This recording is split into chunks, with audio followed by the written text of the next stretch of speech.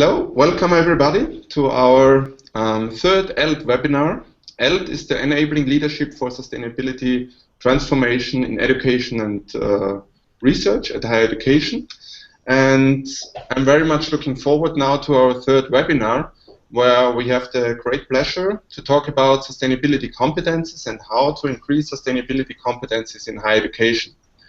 And our pleasure is today to talk together with Jim Taylor, Director in Environmental Education from WESSA in South Africa, and with Marco Rieckmann, Professor on Higher Education Didactics at University of Vechta in Germany.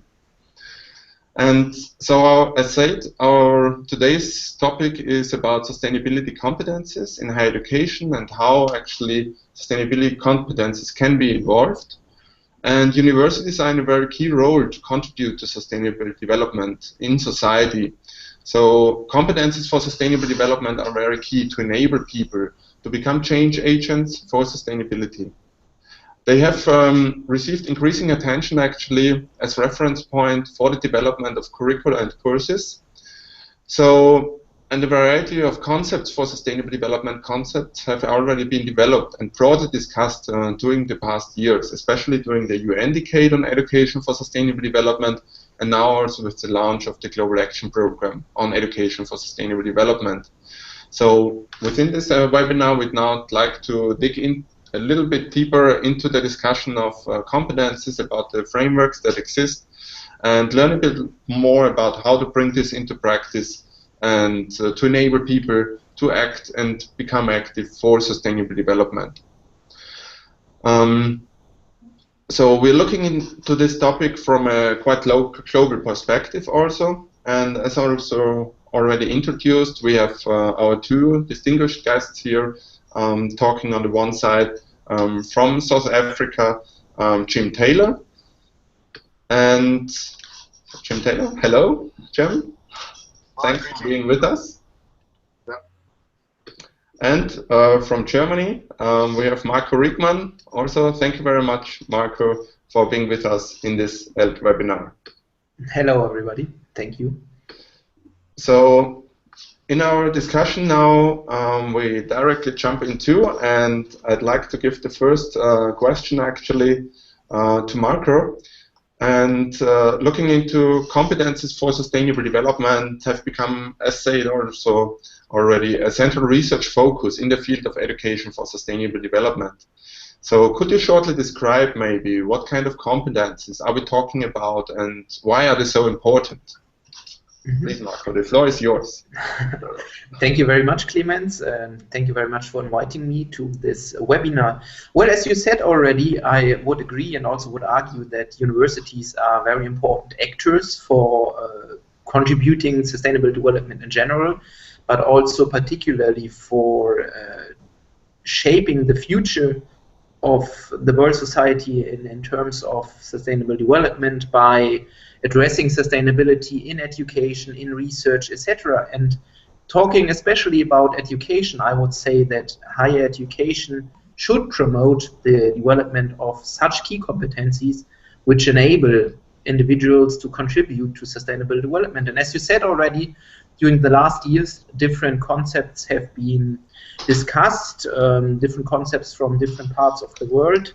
And at the moment, I would like to mention at least two, and I think there are many more.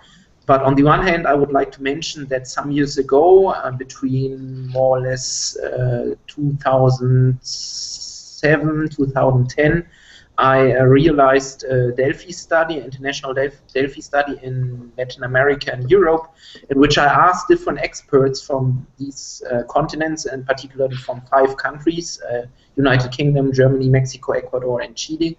I asked them what they think, what are the most important competencies for sustainability, and in the end, in the study, we came up with a list of 12 key competencies which are important for sustainable development, and the 3 most important ones the experts stated in the study are particularly the competence for systemic thinking and also anticipatory competence and the competence for critical thinking.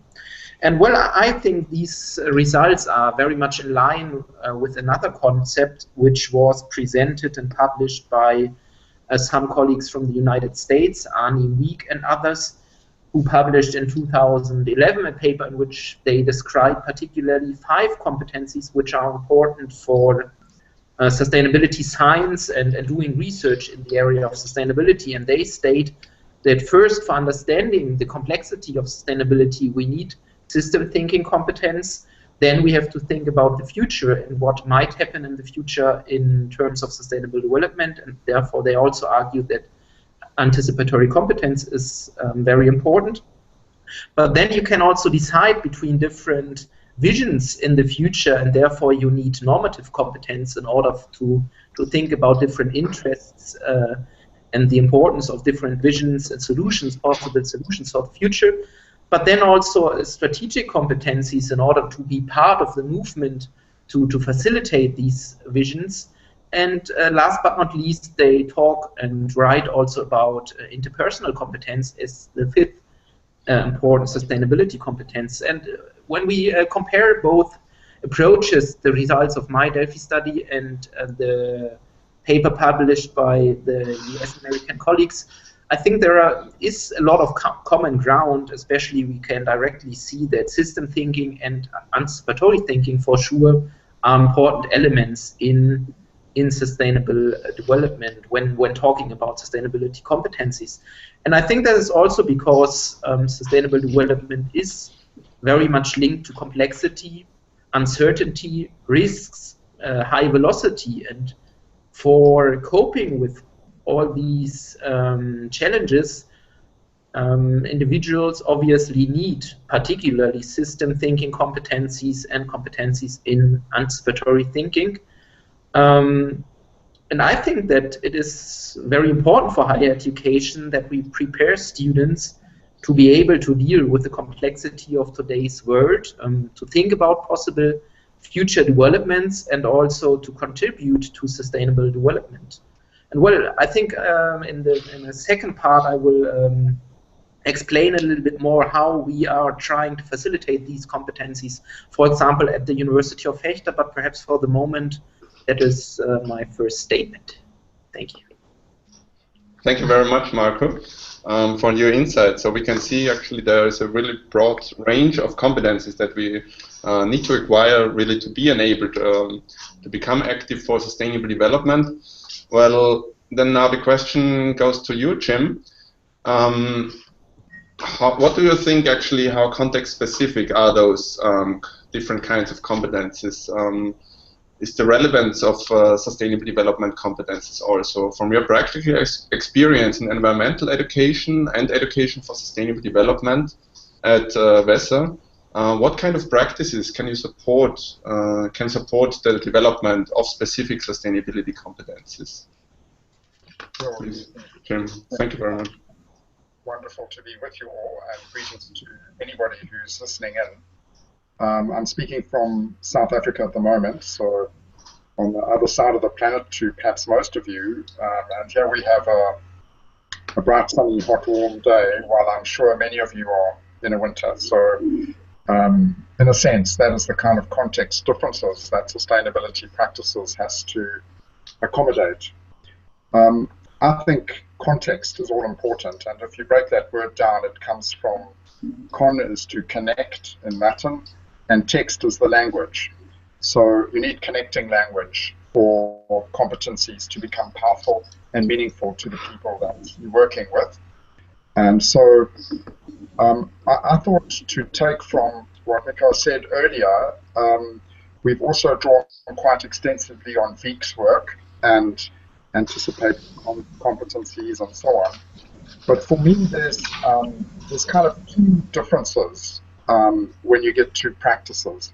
The first one is around things like specific competencies, knowing how to measure the local water quality, understanding the diseases that you're trying to cope with if you're living in Africa, where perhaps the biggest risk to your sustainability and that of your family is the quality of the water you're drinking and the food you're eating.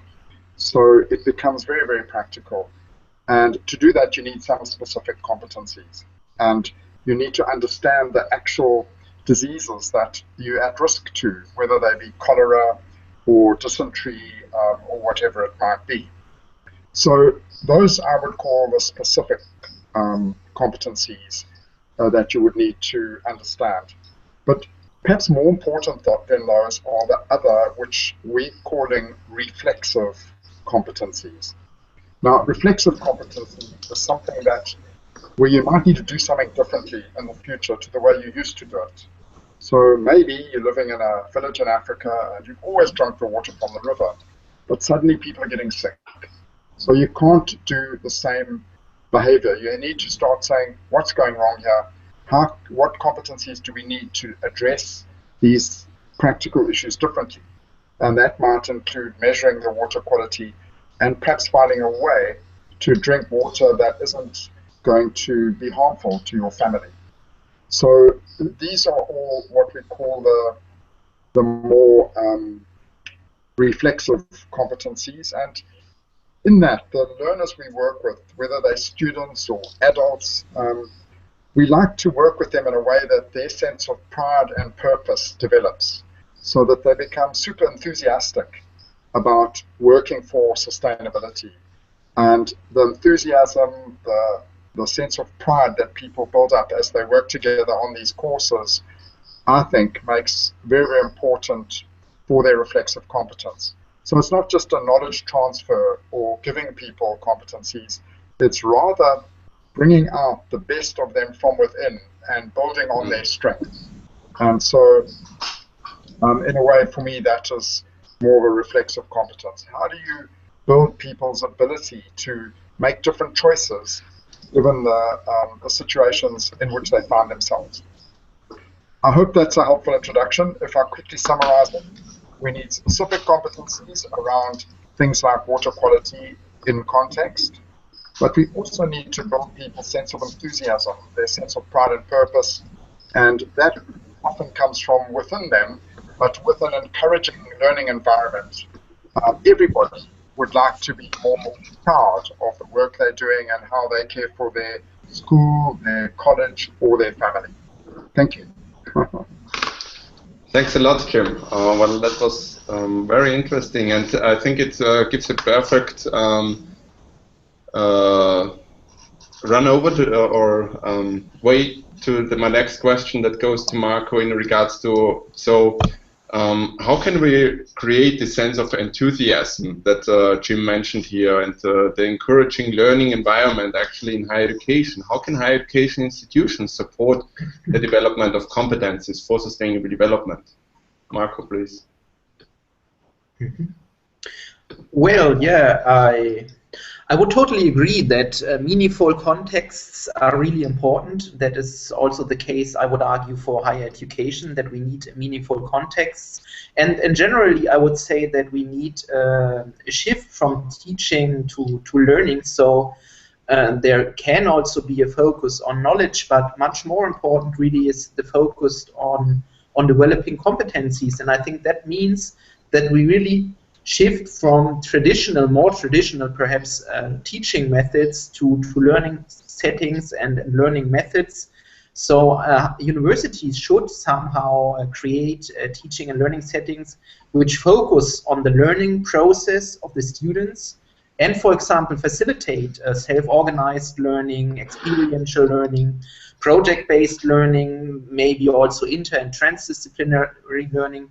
And well, in these learning approaches, I think we really can create also meaningful contexts which are motivating for the students on the one hand, but on the other hand also, as Jim also said, create situations in which students have to think about complex problems, have to reflect on solutions, etc. And for example, at the University of Vechta, we have an area called like general studies, and I think that is very nice in this context, because in that general studies program or area, let's say, in which all students from all study programs can and have to take courses, we have a lot of flexibility to introduce different modules, different learning approaches. And during the last semesters, For example, I worked with NGOs, local and regional NGOs, and also with local enterprises. And for example, in a course called Sustainable Development in Vechta, in the city of Vechta, with a service and project learning approach, we cooperated with a local NGO, environmental NGO, and in this context, my students tried to identify local environmental problems in the city and the region of Vechta, and together with the local NGO, they talked, well, not only talked about possible solutions, but really developed concepts for campaigns, for promoting regional products, for improving waste separation, or also another group developed, for example, a board game which could be used by pupils in schools, or another group developed concepts for promoting bicycle mobility in the city of Vechta. That is one example, or another example would be that just this semester and also last semester I'm collaborating with two local enterprises, one producing organic teas and organic coffee, and the other one, is an enterprise dealing with cleaning buildings and also facility management in buildings, and both have very sustainable approaches. And in this context, for example, again, it's like service learning, project-based learning, and my students, together with these enterprises, work on concepts for improving the sustainability communication of these enterprises. For example, improving their Facebook communication, or the further development of the sustainability reports of these enterprises. And well, in other contexts, we also work with research-based learning, or one of my PhD students, for example, has developed a course on sustainability and the future, where students develop scenarios and think about future issues. Well, I think these different examples might also show that what I think is important also to notice, that often I think it would be difficult to try to develop all possible sustainability competencies just in one course. I think we always need a particular focus. And when I talk, for example, about project-based learning, in these courses, students focus more on strategic competencies, perhaps somehow systemic competencies and normative, but for example, not so much on anticipatory competence, at least in the courses I mentioned, cooperating with the NGO and the enterprises. The main focus was not on future issues. Well, somehow sustainability is always connected to the future, but it was not the main focus. While, for example, in the course about sustainability in the future, my PhD student, Selen Gardiner, is teaching, the main focus is on future issues, and his main approach is developing the anticipatory competencies of the students. So what I would like to say is that I think we always have also to see that over all courses in a whole study program, the different competencies are developed, but it is always a broader process, and probably also a process in which formal learning at the university is also connected, or should be connected somehow, to informal learning in other areas like volunteering or students doing other projects outside the university, because I would argue that it is perhaps impossible to develop to a very high extent all competencies just in one study program. So we need also the other experiences students can make in volunteering, etc. Thank you very much. Maybe I may connect here another question, that is, so do you mean that universities actually could are in the role of building also the freedom or environments for students to engage in NGOs as well, or is it still in the responsibility of the students then, or how can universities foster or support the engagement of students in extracurricular activities in that sense? Well, I think in the end, for sure, it's the responsibility of the students if they want to be engaged, if they want to be volunteers, etc. But as you say, I would totally agree, universities can support them in different ways. I mean, on the one hand, I think study programs should leave the necessary space makes possible that students can be engaged, can be involved. I mean, if they have too many exams and only have to focus on learning for exams, etc., perhaps there won't be any more time to do other things. So that is, I think, just one part. The other part is, or the other side is also that university also in curricular activities can facilitate the connection of the students to local actors. As I said, offering service learning courses, for example, also can help to connect them to local actors, and perhaps after the course has finished already, they go on with some activities. And I mean, well, there's always the discussion that we also could give credit points to students for their extracurricular activities. I'm not so sure of if I am in favor of this kind of really also connecting or connecting the idea of credit points to volunteering. I think there are also some disadvantages we might discuss. But in general, I always would argue that also universities should recognize the extracurricular activities of students and should in any way help them to think about this possibility and to facilitate also this possibility. Thank you very much. Now again to you, Jim. So we have seen the opportunities actually where students can engage within university and in extracurricular. Where would you see actually kind of leverage points for supporting the development of sustainable development competencies among young people, be it students or also not only students but young people in general? Well, of course, I'd like to kick off by saying the space that Marco has made for us is absolutely brilliant from a education for sustainable development point of view. You know, if we're going to give people knowledge and they're receiving knowledge and trying to memorize it and then trying to write an exam, they will reach some sort of competence, but it won't lead to a change in their behavior, it won't lead to a change in their actions. And the kind of rule of thumb we've found very helpful here is that if people are involved in action and engagement, to again quote Marco, if people are engaging with the issues they're facing and actually doing something about them, and the learning from a position of doing and engagement, then it will automatically lead to the kind of social change, the behavior change that we all wish for.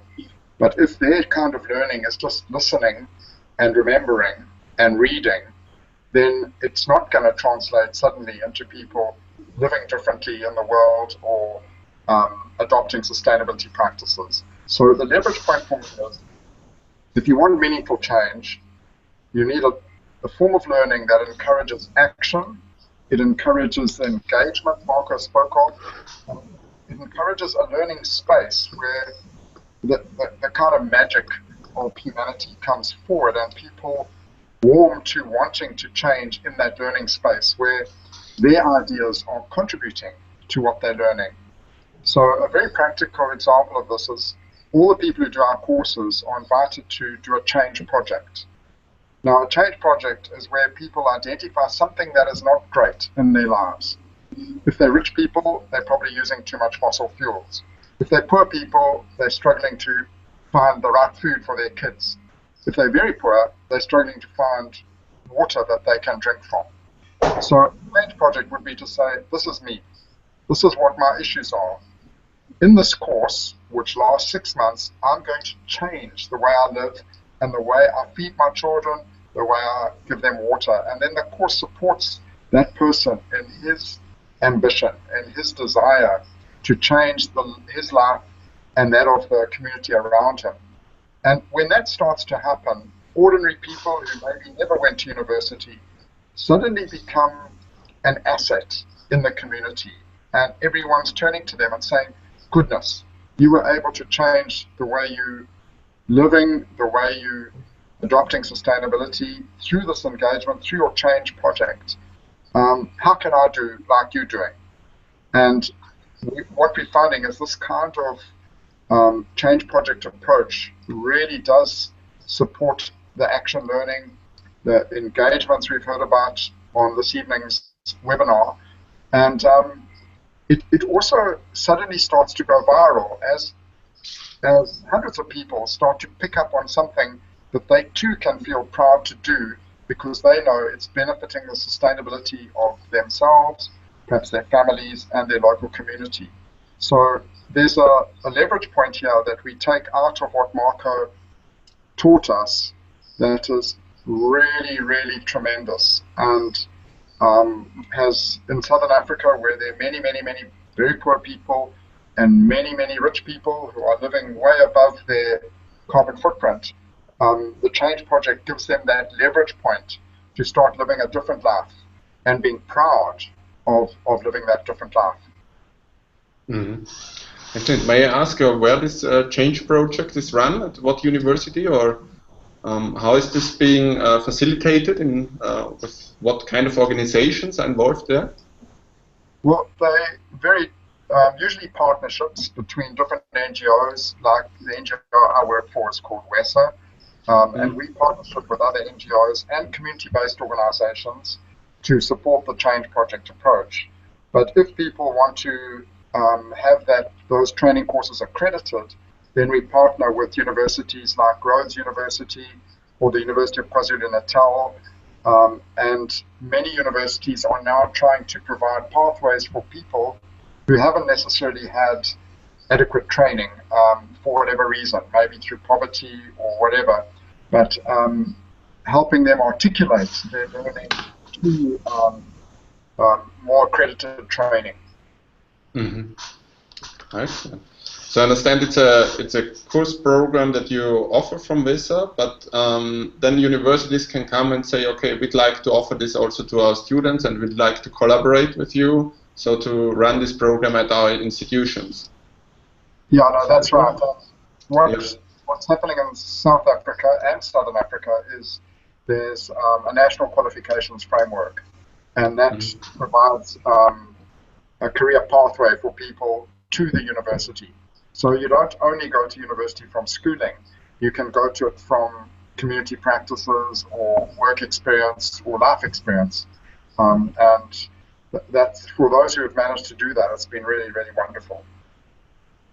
Wow. Which is also quite a competence-oriented approach, isn't it? Then. Well, that's what makes it so exciting. And if you see competencies in a broad way, the way Marcos introduced us to, then you realize that competencies are about anticipatory learning. You know, what are things going to be like in the future? You know, we know the climate change issues are biting very deeply in Southern Africa. It means we're going to have to live differently. We need anticipatory competencies there. And we need those reflexive skills to start doing things very differently to what our parents did or what we're currently doing now. And I think although that's a bit of a challenge, for me it's super exciting to be able to say, hey, here I am living in the world, and the world I'm living in has never been like this before. And the world I'm approaching is going to be very different to the one I grew up in. So everybody has to start living differently, and the people who are creatively and innovatively exploring different ways of living are those people that we all are starting to follow and learn from them, and I think that's great.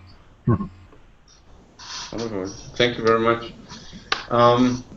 Actually, we have 2 questions coming in also from our live audience. So one question goes to you, Marco, here. As a university lecturer, the question comes from Sandra Wilhelm from Education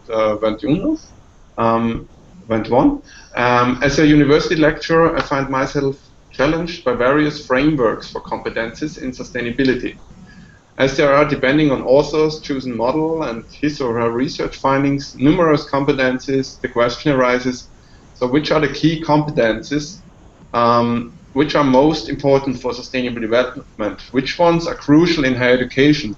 So should there be kind of a meta model for it that brings all of them together, or can we maybe go into different competence models that we refer to then later on in our practical work? Marco, maybe please.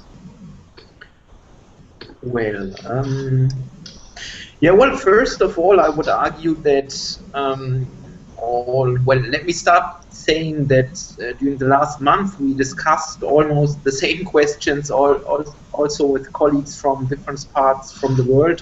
For example, Harold Lesser from Western Michigan University, United States, and also Stephen Sterling from Plymouth University, and we discussed exactly the same question and noticed that all these different approaches dealing with sustainability competencies have different focuses. So, for example, Arnie Wheat and others, they focus on sustainability competencies in the context of sustainability science. Other concepts, for example, the one I created in my Delphi study, is more dealing with general competencies for all individuals, not necessarily linked to sustainability science. Other concepts, for example, like the German one from Gerhard de Haan, is focusing on school education, etc., etc. So I think, first of all, when we try to compare and work with these different concepts, we have really to notice that they have been developed for different educational levels, different disciplines. Some are more like academic competencies, others are more general competencies for all individuals, not depending on if they study or do not study at a university. So I think, first of all, when we try to structure the whole debate, we have to take into account these different focuses and levels. And so therefore, I would also argue when someone wants to include these competencies in teaching, I think, first of all, it makes also sense to look for concepts that have been developed, for example, for sustainability science, or I mean, there are other concepts which have been developed for engineering education or geography education. So I think, on the one hand, it makes sense also to look for concepts that have been developed particularly for that teaching context. On the other hand, also to answer your question, I would always argue that I don't think that really one unique profile, meta profile is needed. But anyway, I think it would help to further structure a little bit the debate, and that is also something we had discussed and we are still discussing with colleagues from the United States, United Kingdom, but also like Professor Ian Thomas from Australia, who's also very interested in that debate. And we are planning more or less a joint project for the next year, in which we would like to have some meetings and some discussion in order to explore more the common ground of all these competencies. And I am not sure if we will come up with a meta profile, meta concept, but somehow I think it would help to structure any further the debate. On the other hand, I would also support an idea which Sandra, who asked the question, is also stating in one of her articles recently published in Gaia, where they say that constructive alignment is really important. So we have to look for coherence between the intended competencies, the teaching learning methods, and the assessment. So, and that is what I also said just some minutes ago when I said we cannot develop all competencies in one course, in one learning setting. We always have to look for what is the specific situation, which competencies could or should be developed in that context, in that course of a particular study program, and then this intended learning outcomes should be linked to adequate methods and also adequate assessment, as also Jim said before. I mean, also exams might be helpful, but if we want to assess other not so much cognitive competencies, then we also need other ways of assessing learning outcomes. So I think that is at least my way of trying to answer the question Sandra sent us. Mm. Thanks a lot. Maybe actually this brings me also to another question to you, Jim. In regards to, Marco just mentioned the term of assessment, and can we somehow actually assess or find ways of which kind of competences we need to develop in like the change program that you mentioned? or how the impact of those change programs then really evolves? Have you worked on that? No, I really would like to comment, because assessment of learning has often been the tail that has wagged the dog. You know, by that I mean people who are trying to teach their learners to get through an exam system and be successful will look at the exam and then teach accordingly. And that can be helpful if people are learning facts and information. That kind of assessment is good. But if we're talking sustainability and we're talking a world in which the future is uncertain, and we need anticipatory competencies, you can't use those fundamentalist styles of evaluation. What we are finding really helpful is to not so much look at what people say they understand, but look at what they're doing. So it's like practice-based assessment. And practice-based assessment is where you provide the learners and your partners with the space in which to articulate the lifestyle choices they're currently involved in and what choices they're making. Now, that's a little bit more difficult to examine in a conventional way, but once people learn that ESD, or Education for Sustainable Development, is in itself a process of evaluation. It's a process of assessment, and that we're saying, hey guys, we can't carry on living the way we are now. What can we change? What can we do differently? What can we learn from it? So the assessment becomes part of the learning. In fact, we use the term assessment as learning rather than assessment of learning. So the assessment is part of that learning, and as people learn to articulate and talk about the assessment, so their competencies start to really grow in a huge way, and that's really super encouraging. Wow. Very good, very nice. Thanks a lot. So now actually we would come to the final round of our questions. Well, we have one question by Martha Velasco. She's asking actually, Jim, also the education requires the transfer of knowledge, but how to go deeper and achieve on our audience a change of attitude towards sustainable behavior. So how can we bring really the knowledge into the practice, into the behavior of the people?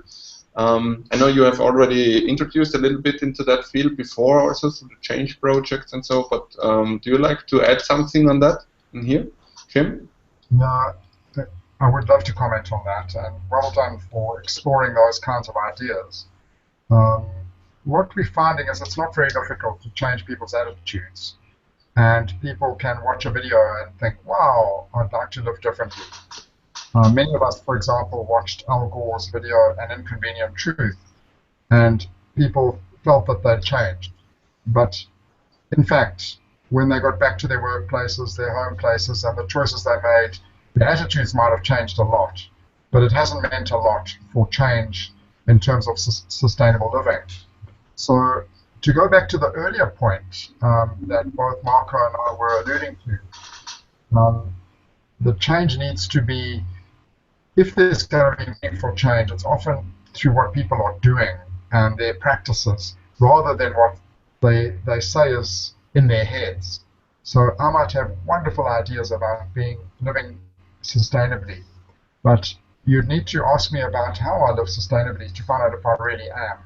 How much water am I using? How much energy am I using? What sort of fossil fuels am I depending on? What kind of food am I eating? And then you would be able to say, my goodness, there's been behavior change here, or there hasn't.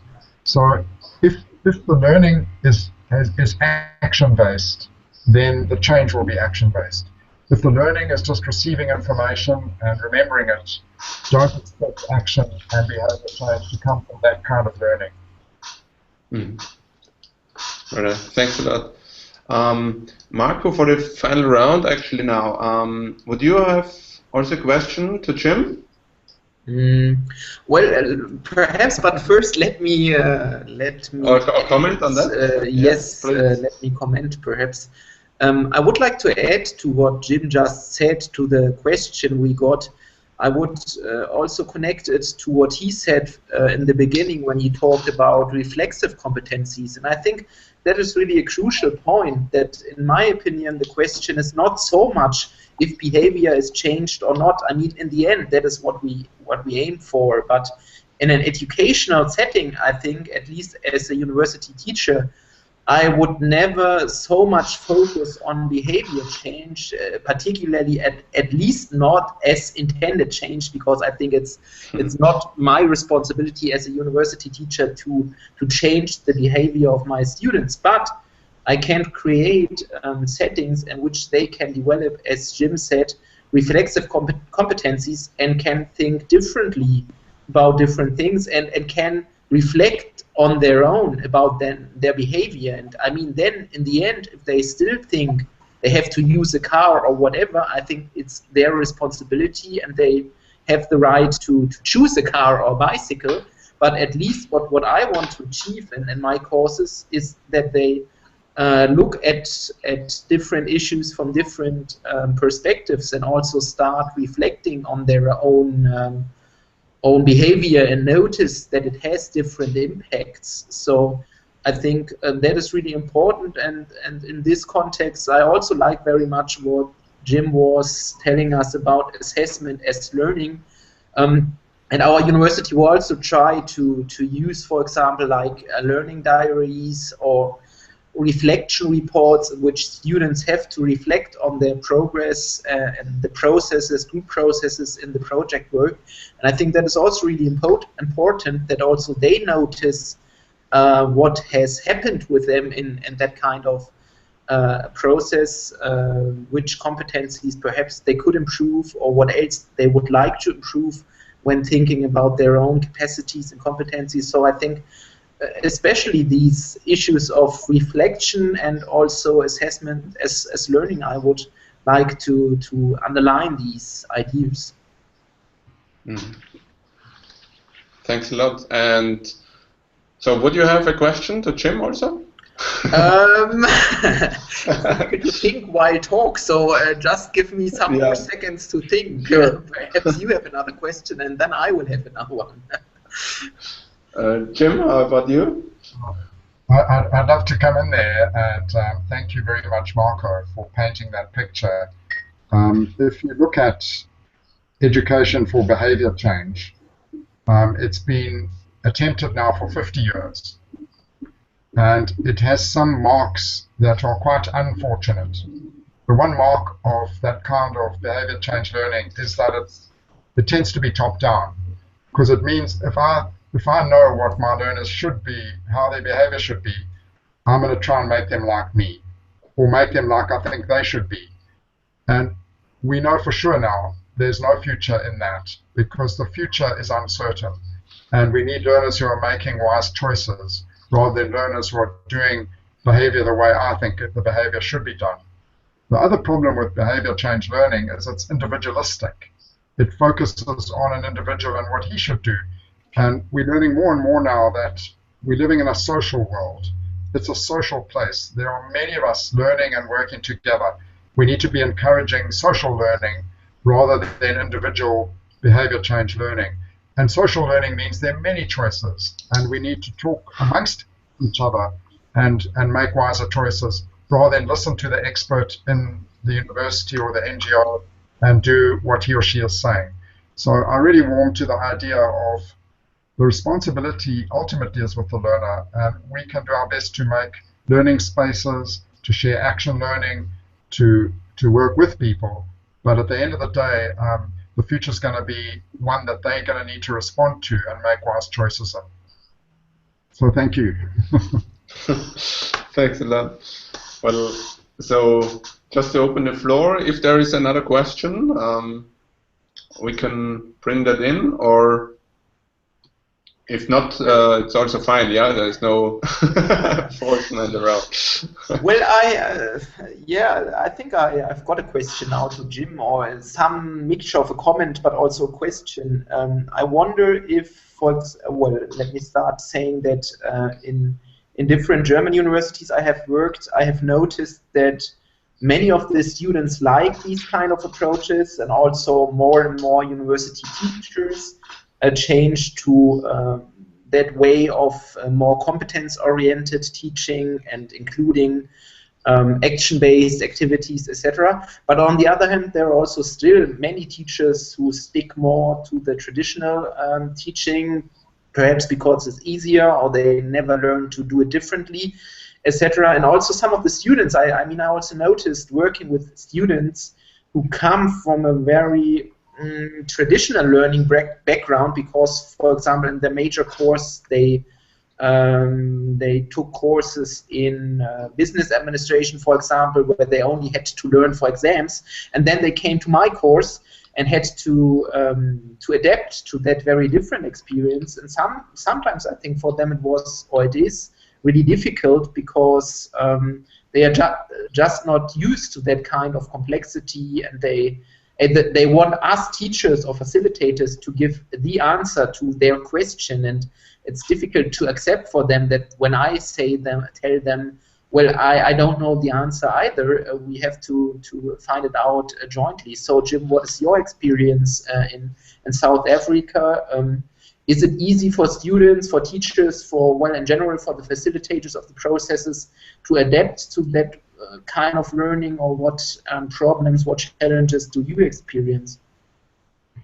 Yeah, I mean, I think the way you've put it is true. You know, if I've been taught in one way, I'm inclined to teach that same way. So if my world has been one of talk and tell my learners, give them books to read and then examine them on the content, then it's quite difficult for me to change. But I mean, the fantastic thing about education for sustainable development is that it's around how we sustain our lives. So it's much more question-based. You know, how did you get to work today? How did you get to your studies today? What fossil fuels did you use? What waste did you generate in doing that? So in that sense, it does open up space for learning differently. And another way, Marco, that we encouraging is many of our students and learners and community members don't, for example, have access to broadband. They may not have computers. And so we're developing all sorts of apps for learning, apps that help tell you the water quality in your local stream, for example. And what we're finding is these apps are virtually going viral, as community members are saying, wow, I can use my phone to help me understand my stream. I don't even need a computer or broadband. I can become a scientist too. I might just be a layperson trying to understand the water, but the little phone I have or have access to is really fantastic for that. So I'm just going to show you on the screen. I don't know if it's going to work. This has never been done before, but this is a little phone app that tells me the story of my local stream, and if I press the button here, then it shows me where in the world that little stream is and what is the quality of that stream. So I can then figure out with the aid of that phone how my stream is doing, what is going on with it. And as more and more of these phone apps and social media is being used to encourage people, suddenly they move away from those traditional learning techniques, and the sharing just becomes super powerful. And you find that the teacher, who might be me, learns as much from the lesson as the so-called learner or student. And this is the world we're moving into, and it's an exciting place to be. Thanks a lot. This might also be linked a little bit, or somehow, yeah, as you mentioned, it's kind of a community-based research also, that or community research where people are actually involved into development of big data, or exchanging knowledge through new media, but also bringing up new knowledge through that. How do you think does this also contribute to the development of the competencies by this exchange of the people? Yeah.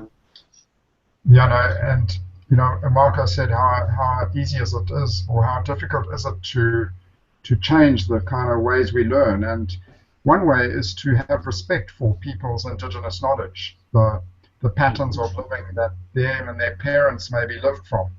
And we happened to be in Munich, in Germany, some years ago, and a person was showing me how one can get food from the forest. And I was super excited about that because she said that her ancestors had learned to eat from the forest.